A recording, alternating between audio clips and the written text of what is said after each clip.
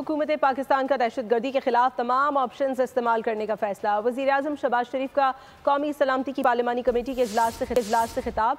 कहा कि इदारे मुल्क दुश्मन अनासर के नापाक अज़ाइम को नाकाम बना रहे हैं। वज़ीर-ए-आज़म ने अफ़वाज पाकिस्तान बिलखुसूस आर्मी चीफ और सिक्योरिटी इदारों को खिराज तहसीन पेश किया। बोले फ़ौजी जवानों ने पेशावराना महारत से सैकड़ों जानें बचाईं। दहशतगर्दी को फिर से जड़ से उखाड़ फेंकने के लिए हम सबको आहनी अज़म का इआदा करना होगा। नेशनल एक्शन प्लान पर फौरी अमल होगा। पाकिस्तान आज फैसला कुन मोड़ पर खड़ा है। वज़ीर-ए-आज़म ने तशवीश का इजहार किया कि सोशल मीडिया पर प्रोपेगेंडे से फौज और अवाम में दरार डालने की कोशिश की जा रही है।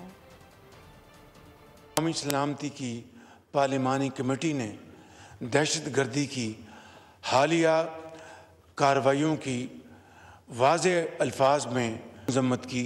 दुश्मन कुव्वतों के साथ मिली भगत से काम करने वाले किसी भी इदारे, फ़र्द या गिरोह को पाकिस्तान के अमन व इस्तेहकाम को नुकसान पहुँचाने की हरगिज़ इजाज़त नहीं दी जाएगी। अफ़वाज पाकिस्तान और कानून नाफिज करने वाले इदारों की गैर मुतज़लज़ल हमायत का इआदा करते हुए कमेटी ने उनकी अजीम कुर्बानियों और मुल्की दफ़ा के अज़्म का एतराफ़ किया।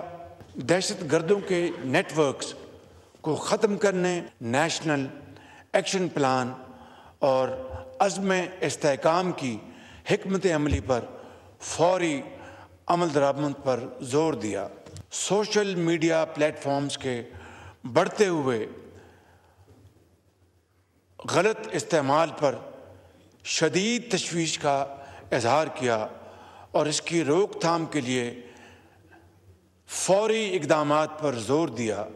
हिज़्ब इख्तिलाफ़ के बाज़ अरकान की अदम शरकत पर इज़हार अफ़सोस करते हुए इआदा किया कि इस बारे में मुशावरत का अमल आइंदा भी जारी रहेगा।